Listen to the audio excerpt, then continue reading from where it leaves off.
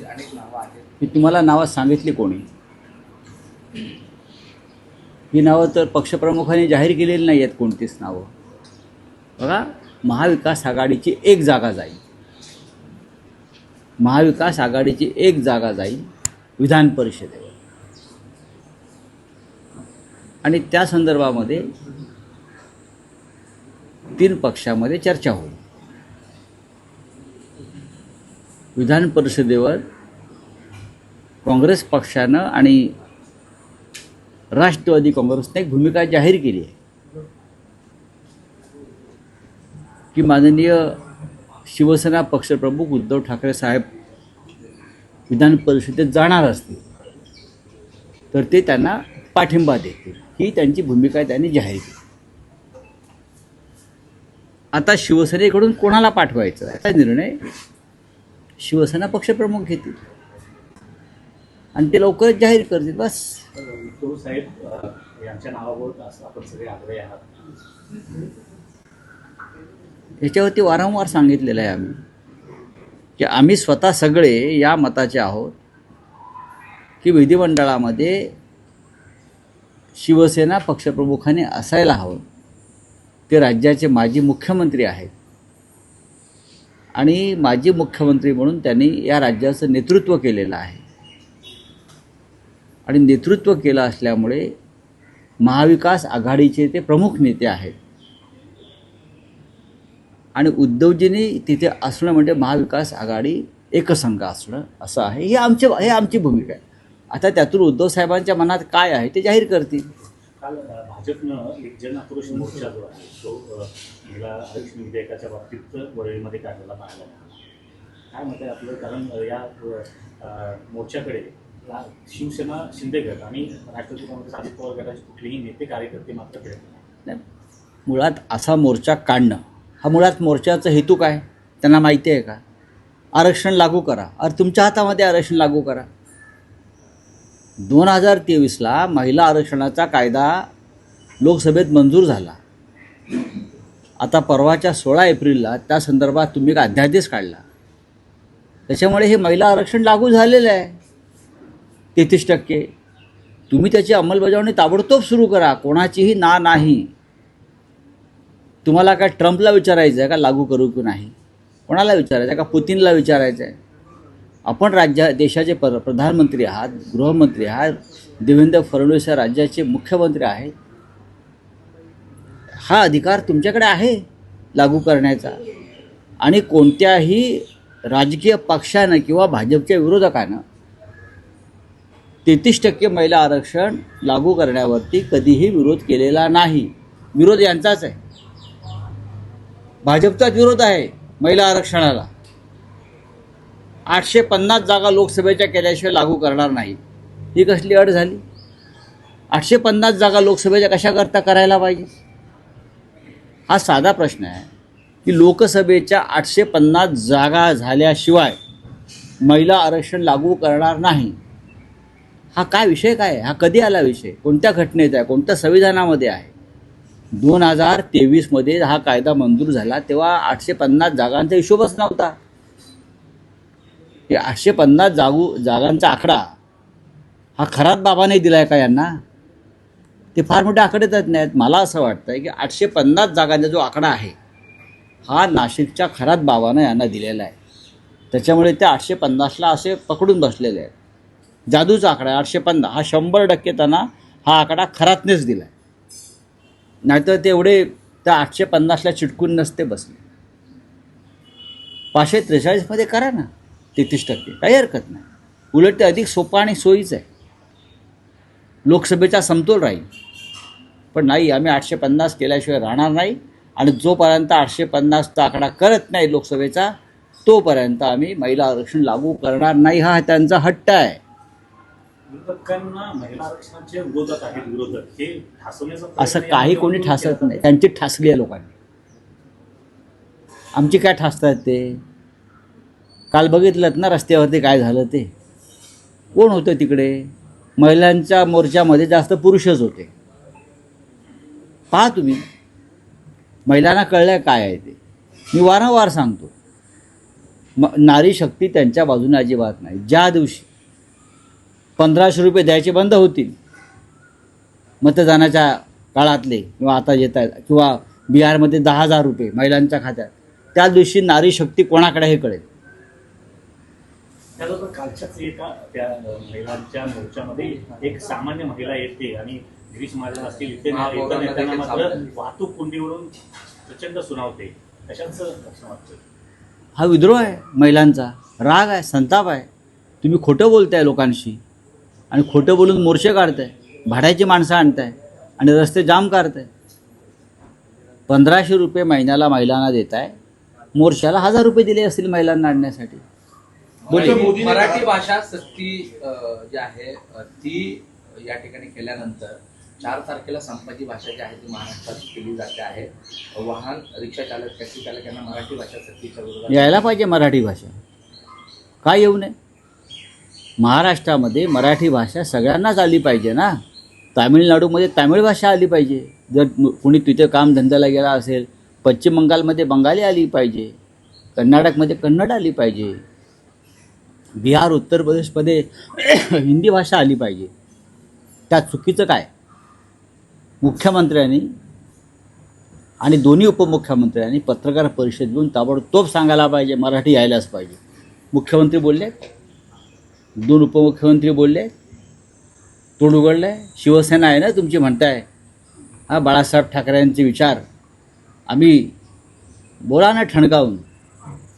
काल जो भाजप मोर्चा याच्यावर बोललो मी आता. संताप व्यक्त जो झाला, खरं तो भाजप मोर्चात व्यक्त झाला, पण हा जो संताप आहे, हा जो जन आक्रोश आहे, तो सगळ्याच राजकीय पक्षांना इशारा आहे का? कारण अनेक राजकीय पक्ष रस्त्यावर उतरून आंदोलनं करतात, मोर्चे काढतात, ट्रॅफिक जॅम होतात. ते प्रातिनिधिक स्वरूप आहे का? मला तसं वाटत नाही. ज्या पद्धतीनं भाजपनं ढिसाळपणानं घिसाळघाईनं मोर्चा काढला, कारण नसताना महिलांच्या नावाखाली, त्याच्या विरुद्ध आक्रोश आहे. अहो तुमचं सरकार आहे ना, लोकांचा संताप आहे. सरकार तुमचं, मुख्यमंत्री तुमचा, मुंबई महापालिके सत्ता तुमची, प्रधानमंत्री तुमचा, गृहमंत्री तुमचा. मग मोर्चे कसले काढताय आणि कोणाविरुद्ध काढताय मोर्चे? सत्ताधारी पक्षानं विरोधी पक्षाविरुद्ध काढलेला हा जगाच्या इतिहासातला पहिला मोर्चा आहे.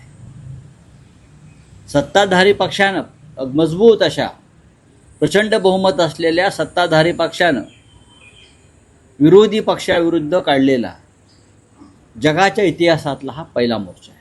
आणि त्याबद्दल मोर्चा काढणाऱ्यांचा सत्कार केला पाहिजे जांभुरी मैदानावर. खरोखर म्हणजे मुख्यमंत्र्यांचा सत्कार तर केलाच पाहिजे, पण ज्या कोणी त्यांना ही आयडिया दिली आहे मोर्चा काढण्याची, तर त्यांनासुद्धा पद्मश्री वगैरे शिफारस मुख्यमंत्र्यांनी केली पाहिजे. मल्लिकार्जुन पहलगाम विषयावर तुम्ही काही भूमिका मांडल्यात का? कारण आज 1 वर्ष पूर्ण होत आहे आणि वर्षभरात जे घडलं, विशेषतः ऑपरेशन सिंदूर असेल आणि त्यानंतरच्या घटना, अजूनही असुरक्षित आहे. पर्यटकांच्या दृष्टीनं अजूनही तितका प्रतिसाद नाहीये काश्मीर खोऱ्यामध्ये. याचं कारण असं आहे की सरकारवर विश्वास नाही. ऑपरेशन सिंदूर हे गुंडाळण्यात आलं प्रेसिडेंट ट्रम्पच्या दबावामुळे. आमच्या राज्यकर्त्याने इराणचा आदर्श नक्कीच घ्यायला पाहिजे. कसं लढावं स्वाभिमान आणि राष्ट्राभिमान यासाठी, कसं लढावं शेवटपर्यंत अमेरिका आणि इस्रायलसारख्या महासत्तेशी, देशासाठी. आम्ही ऑपरेशन सिंदूरच्या नावाखाली राजकारण सुरू केलं आणि प्रेसिडेंट ट्रम्पचा फोन येताच आम्ही दहशतवादाविरुद्धची ही लढाई आम्ही गुंडाळून ठेवली. त्यानंतर या क्षणापर्यंत आपण दहशतवादाविरुद्ध आम्ही लढू हा शब्द काढलेला नाही.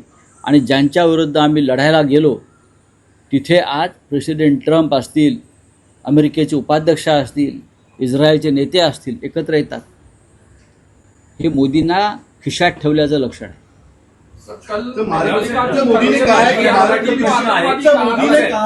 कभी झुकेगा नहीं, ऐसा उन्होंने बयान दिया हुआ है। भारत नहीं झुकेगा लेकिन मैं झुकूंगा. भारत नहीं झुकूंगा लेकिन मैं झुक गया हूँ अमेरिका के सामने, प्रेसिडेंट ट्रम्प के सामने, यही कहा है. कल मल्लिकार्जुन खड़गे ने प्रधानमंत्री को आतंकवादी कहा, उसको लेके नहीं ऐसा नहीं कहा है. आप सुन लीजिए, मोदी सबको डराते हैं। ईडी, सीबीआई, पुलिस की भय दिखा के मोदी सबको डराते हैं। जो कोई डराते है वो दहशत निर्माण करता है ना। महाराष्ट्र में क्या किया? डराया। पश्चिम बंगाल में क्या किया? डरा रहे हैं ना। 2000 प्लाटून्स लेके आए सीआरपीएफ के, और उनके हथियार क्या है डराने के लिए? चुनाव आयोग, ईडी, सीबीआई, सुप्रीम कोर्ट, ये उनके मिसाइल है। उनके माध्यम से मोदी जी देश को डराते हैं, दहशत में लाते हैं। हाँ, चुनाव लड़ते हैं इस दहशत में और जीत जाते हैं। खरगे साहब को यही कहना है, मोदी ने कहना चाहिए ये झूठ है या सच है। अभी भी मोदी डरा रहे हैं ना। जब महिला विधेयक मंजूर नहीं हुआ, वो डिलिमिटेशन विधेयक, हाँ, तो महिला के नाम से डरा रहे थे ना, ये करूँगा वो करूँगा, महिलाएं माफ़ नहीं। अरे आप कौन हो? हम देख लेंगे ना। हमको क्यों धमकियाँ दे रहे हो? तुमको ये सब उसका परिणाम भुगतना पड़ेगा। ये डराने की भाषा जो है उसे ही दूसरे शब्द में टेररिज्म कहता है, पॉलिटिकल टेररिज्म। मराठी कंपल्सरी कर दी गई है। मणिपुर में 7 तारीख से एक मिनट, मराठी कंपल्सरी कर दी गई है टैक्सी ऑटो के लिए। मराठी कंपलसरी तो पाकिस्तान में नहीं की है ना। मराठी कंपलसरी हमने तमिलनाडु में नहीं की है ना। मराठी कंपलसरी उत्तर प्रदेश या बिहार में नहीं की है। मराठी कंपलसरी हमने महाराष्ट्र में अगर सरकार कर रही है और उसके खिलाफ अगर कोई विद्रोह कर रहा है तो ये ठीक नहीं है। अगर पश्चिम बंगाल, तमिलनाडु, उत्तर प्रदेश, बिहार, वहाँ के राज्यों ने उनकी राज्य भाषा और मातृभाषा को अनिवार्य किया है, हम उनका स्वागत करेंगे। वहाँ है, अपने राज्य में हमारी भाषा आनी चाहिए सबको। आप यहाँ काम धंधा करते हैं, पैसा कमाते हो, रोजगार के लिए आए हो, तो लोकल भाषा, स्थानिक भाषा आपको आनी चाहिए, चाहे कोई भी हो। अगर मैं जाऊँगा पश्चिम बंगाल में या तमिलनाडु में, मैं वहाँ की भाषा सीख लूँगा, उसमें क्या है? मणिपुर में एक साल हो गया है सर, हिंसा हो रही है। पहलगांव हादसे को 1 साल हो गया। 26 हमारे हिंदू पर्यटक मारे गए। क्या किया मोदी जी ने? क्या किया अमित शाह जी ने? क्या किया डिफेंस मिनिस्टर ने? ऑपरेशन सिंदूर के नाम पर राजनीति की, और प्रेसिडेंट ट्रम्प का फ़ोन आया, मोदी पीछे हटो। मोदी पीछे हट गए। कहाँ है वो टेररिस्ट? जहाँ जिन लोगों ने 26 लोगों की हत्या की, वो तो पाकिस्तान में है, और पाकिस्तान में ट्रम्प जा रहा है अभी। तो ये मोदी जी ने प्रेसिडेंट ट्रम्प के डर से ऑपरेशन सिंधू रुकवा दिया। सर, एक मराठी मणिपुर में प्रश्न 7 आहे. एप्रिल से हमला ये हिंसा काय? शुरू हुआ है। मराठीतील प्रश्न आहे की काल तुम्ही मारून उठपूट फॅमिली मॅटर म्हणालात, तर त्यात सुप्रिया सुळे काल त्या प्रचाराच्या व्यासपीठावर दिसलं, पण मुख्यमंत्री येण्याच्या आत तिथून निघाल्या. चांगली नंबर गोष्ट 1. नंबर 2, शरद पवार हे काल प्रकृती अस्वास्थ्यामुळे ऍडमिट झाले आणि ते पहिल्यांदा त्यांच्या राजकीय कारकिर्दीत बारामतीत मतदानाला जात नाही. काय नेमकं समजायचं? काय समजायचं म्हणजे? म्हणजे एकीकडे सुप्रिया सुळे जात आहेत बघा, प्रचाराला, सुप्रिया सुळे या आणि पवार हे सुप्रिया सुळे ह्या कौटुंबिक कारणास्तव त्या अजित पवारांच्या पत्नी आहेत, अजित पवार त्यांचे भाऊ आहेत, त्या प्रचाराला गेल्या, आमच्याशी बोलून गेल्या सगळ्यांशी. इतर सर्व पक्षांना सुद्धा त्यांनी निमंत्रण दिलं होतं, पण आमच्या सगळ्यांच्या वतीनं सुप्रिया गेल्या. दुसरा प्रश्न माननीय शरद पवार साहेबांचा, एखाद्याची प्रकृती बरी नसेल, काही उपचार सुरू असतील, काही शस्त्रक्रिया झाल्या असतील, अशा वेळा तुमचा प्रश्न कशा करता यावा की ते का जात नाहीत? त्यांनी स्वतः एक निवेदन केलेलं आहे ना त्या संदर्भात, त्याच्यावरती विश्वास ठेवला पाहिजे. थँक्यू.